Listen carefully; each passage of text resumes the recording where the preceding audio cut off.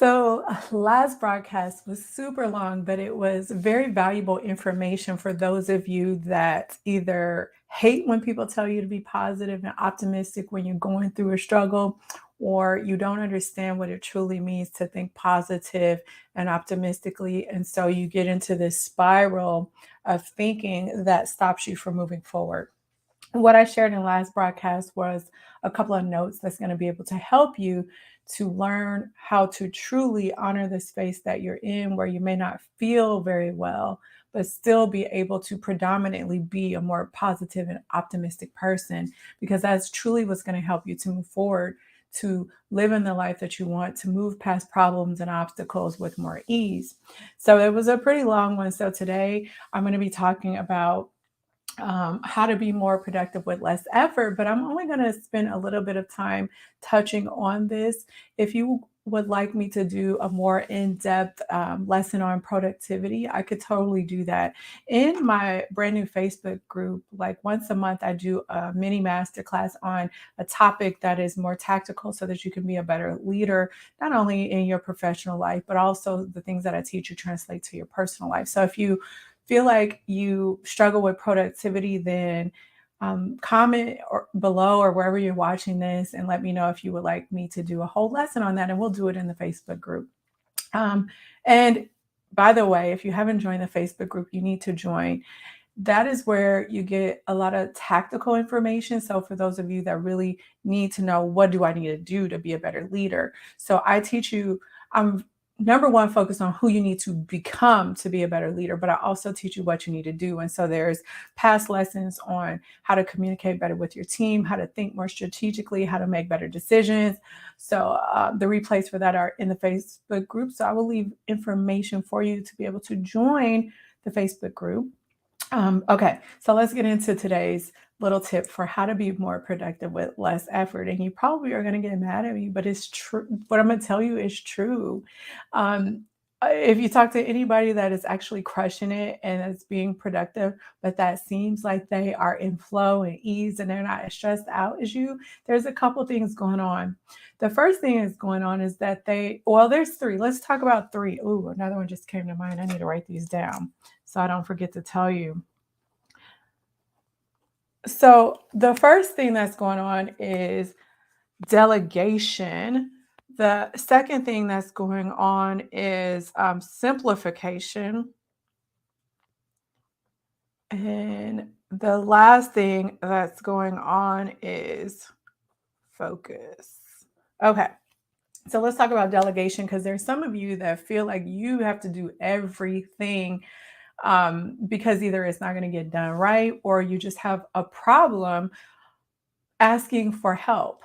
And it's not going to do you any favors to spend a lot of your energy, your time, and attention on things that, yes, they need to get done. And yes, they're part of your responsibility and accountability. However, there's somebody that might be better, more suited, more qualified, have more energy, or that can help you to do some of the things that you have on your plate.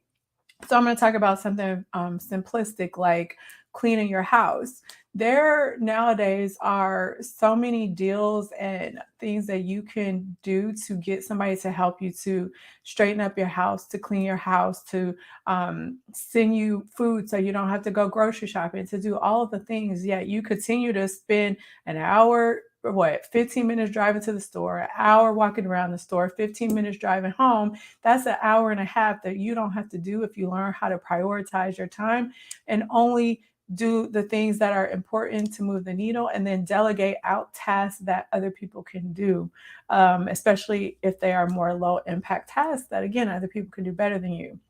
Cleaning your house. A lot of people think that hiring somebody to help you out to clean your house is expensive, and it's really not. It's amazing to me when I see people cleaning their own house just because they can clean their own house. Just because you can, if you are someone that's busy in a chaotic environment, leading people during stressful times, then at that time, maybe you are not the person that should be cleaning your house.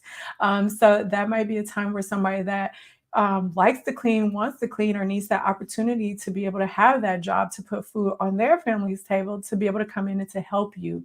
So, the first thing I'm going to say is delegation. People that are more productive with less effort are not doing everything on their own.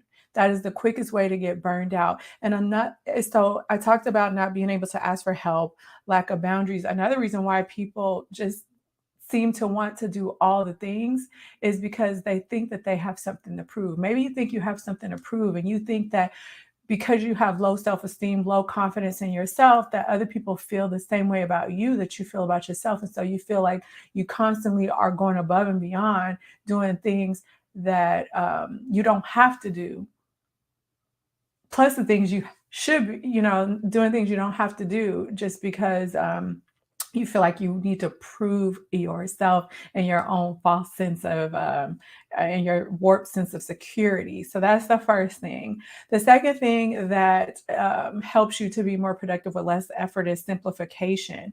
So delegation is like the stuff still has to get done, and so you get help getting those things done. Simplification is a lot of the time, if you have heard about the 80-20 rule, then you know that 80% of the time that you are spending in your life is probably not as impactful as you think it is. 80% of the tasks you're doing, 80% of your hours spent in a day. So if you could really sit down and think about the things that actually have to get done, or the things that are the most impactful to yourself, to your team, to your family, and spend your time and attention on that, the 20% of the things that are really working, really moving the needle, and see if you can eliminate as much of the 80% of the BS as you could. You're going to find that not only is your team running better, they're getting what you need. You're not expending a lot of effort and a lot of work because you're actually doing things that matter. And usually the things that matter are a lot easier to do in the long run. They make the biggest impact. They make things run smoothly. So it actually makes your job a lot easier. So think about ways that you could simplify. How could you get rid of the things in your life that don't move the needle? Let me see if I could come up with an example of how I have used this. So I'm a business owner, right? um, so I could spend a lot of time on social media. I could spend a lot of time tweaking my website, which I don't even, for this pivot, I haven't even created a website yet and still been doing great. But you spend all of your time studying, doing business courses. But actually, if you're trying to grow a business, what's going to put food on the table? What's going to bring business in so that you can become a thriving, successful business? That's getting contracts, that's getting clients. And so if it's much more when you look at the activities that you do in the day, what you're going to find is there's some things that bring you a lot of clients or a lot of energy or a lot of engagement, and there's some things that don't. And so you need to then focus on those things that are more successful for you, and not focus on things that aren't. For instance, when I pivoted over to this business, we're led to believe that we should spend a lot of time on our social media and all of the things, when in all actuality, the things that have been most successful for this particular pivot in my business is actually meeting people in an old-fashioned way. I have speaking engagements, like for 2023, we're going to be traveling. So speaking engagements, getting out, networking with people, sending proposals and emails, letting people know who I am, that type of thing. Social media, while I'm here, while I'm giving you all this information, is not the most lucrative thing in my business. So it's not high on my priority list. I just do it because I like doing it. But if I really wanted to simplify, I would spend most of my time out networking and applying for speaking opportunities and doing all those things, because that is what grows my business. So you don't have to be a business owner to do this. Do a brutal, honest audit of your life and see where it is that you can simplify, where you can stop doing the things that don't really matter, where you can stop wasting time on things that don't matter. And the third thing that I want to share with you is focus. And this is just about, we can multitask when we need to, but the way that you collapse time is, when you start to do a project and maybe you didn't want to do it because it's a little hard, but once you start doing it, you get in the flow and you lose track of time.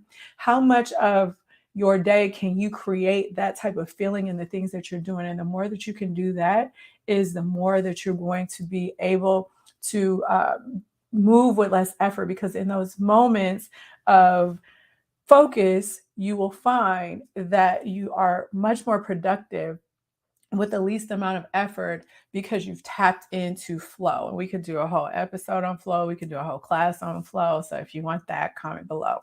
So those are my 3 things that are going to help you to be more productive with less effort. All of these require you to do an audit of your time and attention and how you are spending it. And if you need a guideline, again, think about your day and think about the 80% of the things that you're doing that really don't matter. They really don't make things better. And if you can eliminate things, then start eliminating things. And don't be afraid to set boundaries. I've done that before. Nobody penalizes you for that. If you have 3,000 meetings a day, but you know you need to get something done, there is a way where you can stick your hand up and you can say, hey guys, I'm not going to be able to attend this meeting because my team needs this, my business needs this, I need to do this. Do I really need to be there, or can you take notes, or is there something that you need from me that I could present ahead of time? Use your adult words. You're a leader. You don't have to be all things to all people. Maybe 20% of the time that may not work, but about 80% of the time when I really feel like I need to claim space for myself, nobody questions it. They really don't. And I've worked in many different organizations, environments, many different roles, and I haven't seen that fail yet, unless it was something super urgent and they really needed me. So you need to learn how to take control of your time, your attention. You're a leader. You could do this. And if you need more tips, check out all the other broadcasts that I do, and I will talk to you in the next broadcast.